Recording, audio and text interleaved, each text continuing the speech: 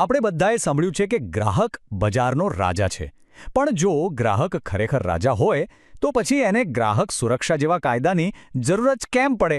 આજે આપણે આ જ સફરને સમજવાના છીએ કે કેવી રીતે બજારમાં જવાબદારી ખરીદનારના ખભા પરથી સરકીને વેચનાર પર આવી ગઈ, અને સૌથી અગત્યનું, આવું શા માટે થયું? તો આ આખી વાતને બરાબર સમજવા માટે આપણે એને 6 ભાગમાં જોઈશું. આપણે શરૂઆત કરીશું બજારમાં આવેલા એક મોટા બદલાવથી. પછી જોઈશું કે ગ્રાહકોનું શોષણ કઈ રીતે થતું હતું. એ પછી કેટલીક મુખ્ય વ્યાખ્યાઓ સ્પષ્ટ કરીશું. અને પછી વ્યવસાય અને ગ્રાહક બંનેના દૃષ્ટિકોણથી આ મુદ્દાને સમજીશું. અને છેલ્લે એક સારું અને ન્યાયી બજાર બનાવવામાં આપણી બધાની ભૂમિકા શું છે એના પર વાત કરીશું. તો ચાલો શરૂ કરીએ પહેલા ભાગથી, મોટો બદલાવ. ચાલો સમજીએ કે વેપારનો જે મૂળભૂત સિદ્ધાંત હતો એ ખરીદનારથી વેચનાર તરફ કેવી રીતે ફરી ગયો.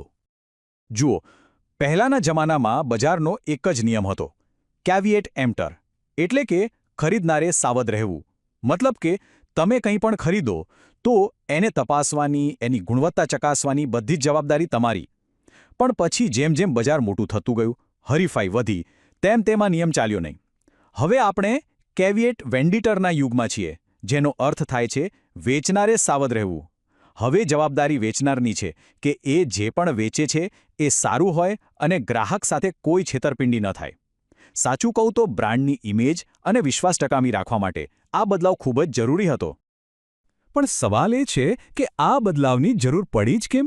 તો ચાલો હવે એ સમજીએ કે બજારમાં એવી તો કઈ અયોગ્ય પ્રથાઓ ચાલી રહી હતી જેના કારણે ગ્રાહક સુરક્ષા એકદમ અનિવાર્ય બની ગઈ.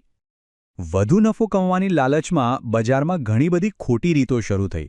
જેમ કે જાણી જોઈને ખામીવાળો માલ વેચવો, ખાવા પીવાની વસ્તુઓમાં સ્વાસ્થ્યને નુકસાન કરે એવી ભેળસેળ કરવી, મોટી મોટી ભ્રામક જાહેરાતો આપીને લોકોને છેતરવા અને વસ્તુઓનો સંગ્રહ કરીને બજારમાં ખોટી અછત ઊભી કરવી જેથી ભાવ વધારી શકાય.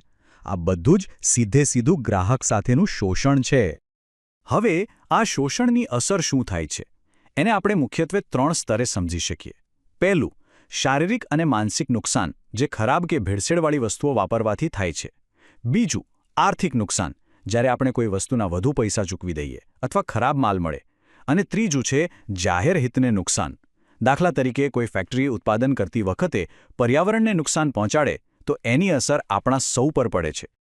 ઓકે, તો હવે આ ચર્ચામાં આગળ વધતા પહેલાં એ સ્પષ્ટ કરી લઈએ કે આપણે જ્યારે ગ્રાહક અને સુરક્ષાની વાત કરીએ છીએ ત્યારે એનો ચોક્કસ અર્થ શું થાય છે. તો ગ્રાહક સુરક્ષા એટલે શું? એકદમ સાદી ભાષામાં કહીએ તો એ એક કાયદાકીય ઢાલ છે, એક એવું કવચ જે ગ્રાહકોને વેપારીઓ અને ઉત્પાદકોની અનૈતિક અને શોષણખોર પદ્ધતિઓથી બચાવવાનું કામ કરે છે. તો પછી કાયદાની દૃષ્ટિએ ગ્રાહક કોણ છે?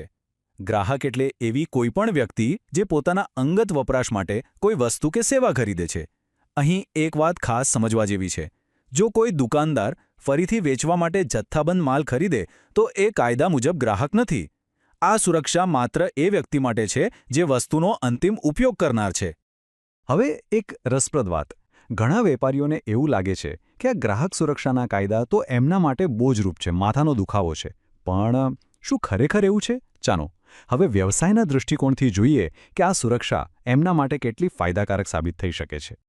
જુઓ, દરેક વ્યવસાય સમાજના સંસાધનોનો ઉપયોગ કરીને જ ચાલે છે, બરાબર ને? એટલે સમાજ પ્રત્યે એની એક નૈતિક જવાબદારી પણ બને છે. અને ગ્રાહકોના હિતનું રક્ષણ કરવું એ જવાબદારીનો જ એક ભાગ છે. જ્યારે કોઈ બિઝનેસ આવું કરે છે ત્યારે તે ગ્રાહકોનો વિશ્વાસ જીતે છે.